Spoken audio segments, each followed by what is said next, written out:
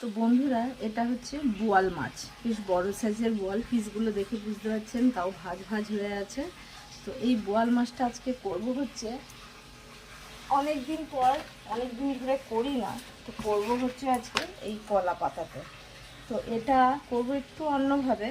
তো তার মধ্যে দেব হচ্ছে এই যে আলুটা একটু মোটা মোটা বড় করে কেটে নেব, দেব টমেটো, গোটা গোটা রসুনের কোয়া, কাঁচা লঙ্কা কুচোনো, ধনেপাতা কুচোনো, পেঁয়াজ কুচোনো। তো এই দিয়ে মাখিয়ে আজকের এই কলা পাতাতে করব।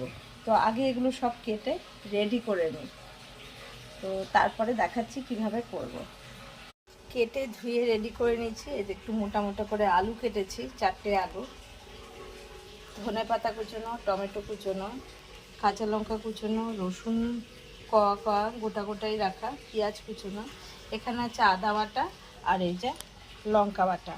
আর তো যেরকম জিরের গুঁড়ো দেবো, আর এই হলুদ গুঁড়ো, নুন যেরকম দিই দেবো।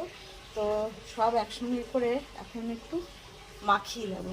মাখিয়ে তারপরে পাতাতে বসাবো। তো পাতাটাও এই যে ধুয়ে রেডি করে নিয়েছে। তো একটু সেঁকে নেবো যাতে নরম হয়ে যায়। আর এদিকে এই যে এই কড়াইটাই করবো বলে কড়াইটাও বসিয়ে দিয়েছি। তো চলুন আগে এগুলো সব মেখে নিই, মেখে রেডি করে নিই, তারপরে বসাবো।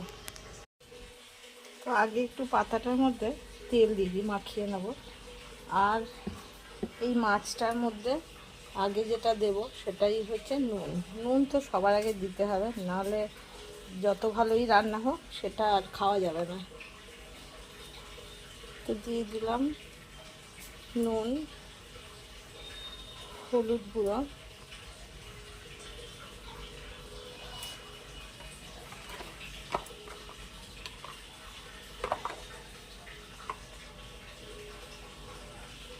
জিরে গুঁড়ো,